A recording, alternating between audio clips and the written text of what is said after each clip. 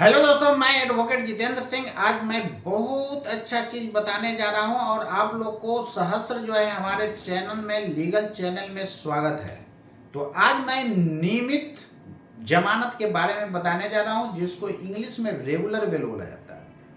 तो regular bell कब दिया जाता है ये आपको मैं बताने जा रहा हूं। आज रेगुलर बेल होता क्या है, आपको मैंने लास्ट क्लास बताया था, पैरोल और बेल में फर्क बताया था।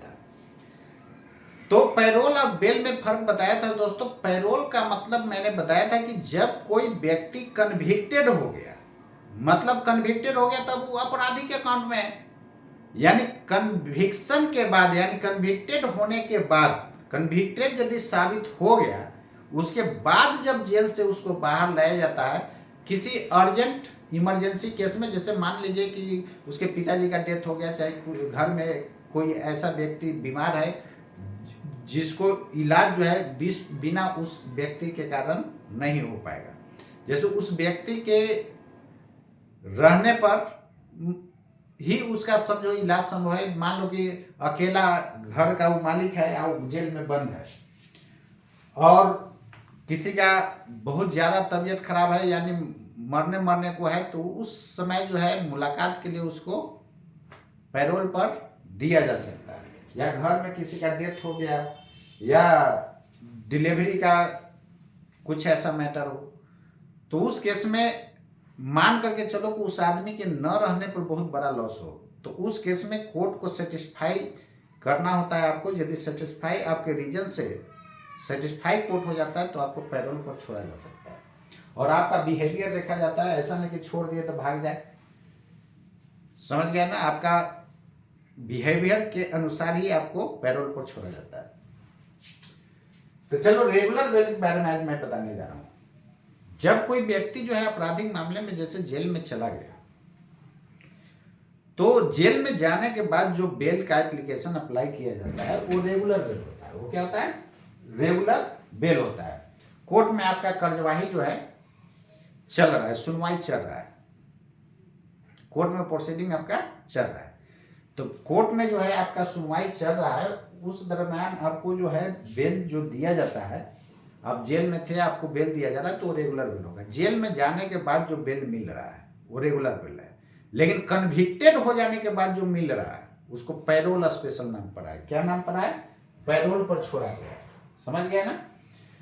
तो कन्विक्शन के पहले, मतलब कि सुनवाई जब तक चल रहा है, यानी ट्रायल जब तक चल रहा है, उस समय आपको जो है कुछ शर्त रख करके आपको रिहा किया जाता है। किस आधार पर? रेगुलर बेल के आधार पर। और हाँ, सब में आपको रेगुलर बेल पर नहीं छोड़ा जाएगा। कोर्ट यदि आपका सफिशिएंट रीजन आपका सफिशिएंट रीजन से यदि कोर्ट सेटिस्फाइड हो जाता है तब आपको छोड़ा जा सकता है। ऐसा नहीं कि सब में मिल जाएगा रेगुलर बेल। चलिए, रेगुलर बेल के बारे में आपको समझा दिया कि जेल जाने के बाद जो आपको बेल एप्लीकेशन लगाया जाता है, that is called regular bail. और एंटीसिपेटरी के बारे में मैंने बताया था कि सरेंडर होने के पहले जो आप बेल ले रहे हो वो एंटीसिपेटरी हो गया, अग्रिम जमानत उसको बोला जाता है। और सरेंडर के बाद जो बेल लोगे वो क्या होगा? रेगुलर बेल होगा। लेकिन याद रखना है दोस्तों, ट्रायल के दरमियान, यानी ड्यूरिंग ट्रायल, कन्विक्टेड जब साबित हो जाओगे आप, उसके बाद जो लोग उसको पैरोल बोला जाता है। अब एकदम क्लियर कट कंसेप्ट आ गया होगा। अरेस्ट होने के पहले, यानी सरेंडर होने के पहले जो बेल के एप्लीकेशन लगाते हो, एंटीसिपेटरी बेल है। सरेंडर होने के बाद जो बेल एप्लीकेशन लगाते हो, याद रहे, कन्विक्टेड होने से पहले वो होता है रेगुलर बेल।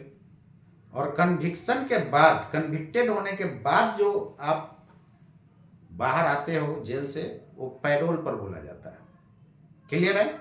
तो उम्मीद करता हूं ये आपको क्लियर कट समझ में आ गया हो। एक इंटरिम बेल के बारे में मैंने बताया था, वो क्या होता था? किसी शॉर्ट टाइम पीरियड के लिए दिया जाता है। तो बोलोगे कि ये सर पैरोल भी तो वही है, लेकिन ये कन्विक्शन के बाद है, कन्विक्टेड साबित हो जाने के बाद। कन्विक्टेड होने के पहले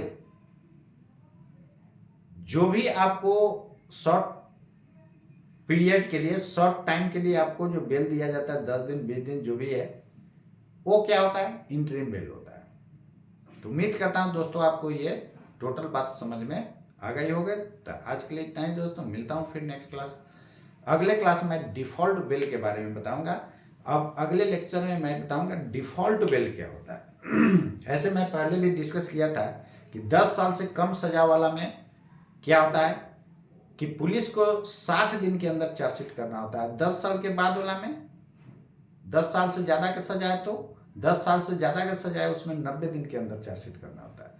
यदि वो चार्जशीट करने में फेल हो जाता है, तो जैसे मान लेते हैं 60 दिन वाला है, तो 61वां दिन आप अपने वकील को भेज दीजिए, और सवेरे भेजना है। सवेरे मतलब सुबह में मत भेज देना, जिस समय कोर्ट का कार्यवाही शुरू होता है उस समय, उसके पहले 10-20 मिनट पहले वहाँ पर अपना रहेंगे, और पुलिस को चार्जशीट करने के पहले वहाँ बेल के लिए एप्लीकेशन लगा दो, आपका बेल हो जाएगा।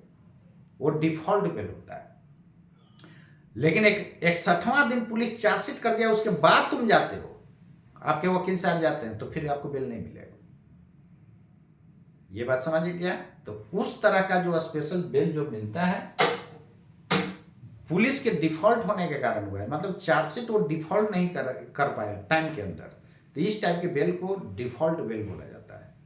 तो उम्मीद करता हूं दोस्तों आपको समझ में आया होगा। अगले क्लास डिफ़ॉल्ट बेल के बारे में डिटेल से मैं बताऊंगा। तब तक के लिए नमस्कार।